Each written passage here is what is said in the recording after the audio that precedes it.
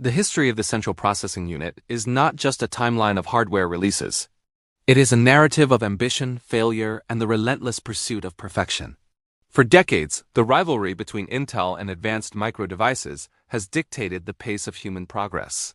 We often ask which processor is faster, but speed is a ghost that changes shape depending on who is chasing it. To understand the winner, we must first understand the game they are playing. Performance is a concept often misunderstood by the casual observer. We tend to look at numbers on a box and assume a higher value translates to a better experience. However, the reality of computing is far more nuanced. Speed can be a sprint or a marathon. It can be the ability to calculate a single complex equation in an instant, or the capacity to juggle 1,000 small tasks without breaking a sweat. Think of a single-core workload as a master craftsman working alone on a delicate sculpture. This is how many traditional applications and older video games operate. They require raw individual strength. On the other hand, multi-threaded applications are like a massive factory floor where hundreds of workers contribute to a single product. Depending on what you ask your computer to do, the definition of the word fast will shift beneath your feet. For a long time, the world knew only one king. Intel sat upon a throne of silicon, dominating the industry with its superior single-core performance.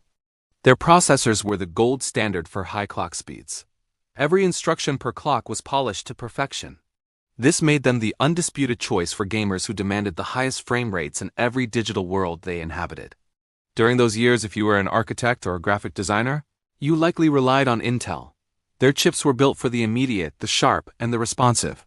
Using an Intel processor felt like driving a high-performance sports car on a clear highway. It was about the thrill of the moment and the snap of a window opening before you even realized you had clicked the mouse. However, no empire lasts forever without a challenge. The balance of power began to tremble when Advanced Micro Devices launched its Ryzen processors. This was not just a product launch. It was a resurrection. Built on the revolutionary Zen architecture, Ryzen chips brought something the market had been starving for: more cores for less money. Advanced Micro Devices realized that the world was changing. We were no longer just doing one thing at a time. We were streaming, coding, and rendering while chatting with friends and browsing the web. Ryzen was designed for the multitasker. It was a sledgehammer built to break the monopoly of high-priced, low-core count processors. The year 2017 was a turning point that historians will look back on as the beginning of the Great Shift. Advanced Micro Devices proved that they were no longer the budget-friendly alternative. They were a legitimate threat to the crown. By dramatically increasing the number of cores and threads available to the average consumer, they forced the entire industry to rethink what a personal computer could actually achieve. The true breakthrough arrived with the release of the Ryzen 5000 series. This was the moment the underdog finally stood eye to eye with the giant. Advanced Micro Devices did something the industry thought was impossible.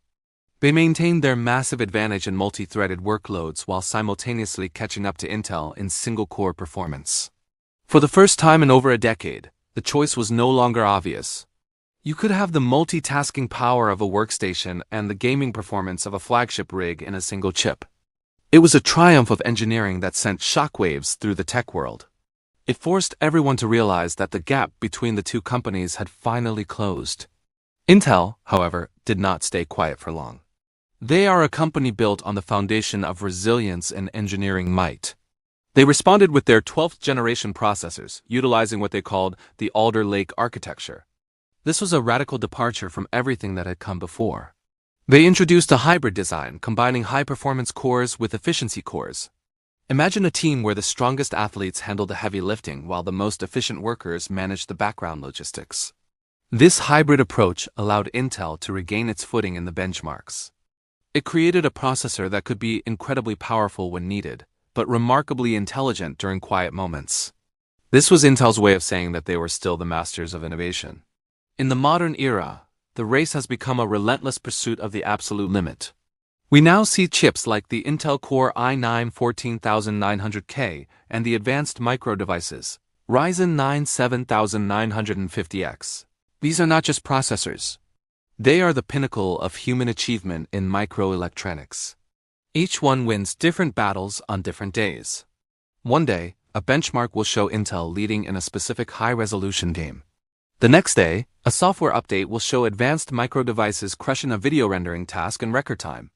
It is a constant back and forth that benefits no one more than the consumer. We are living in a golden age where the competition drives prices down and performance to heights we could only dream of 10 years ago. But we must also look at the hidden costs of this performance. Efficiency has become the new frontier. Advanced micro devices has often led the way in power efficiency, meaning their chips can maintain high speeds while consuming less electricity. This is crucial for sustained workloads where heat and power draw can become the enemy of longevity.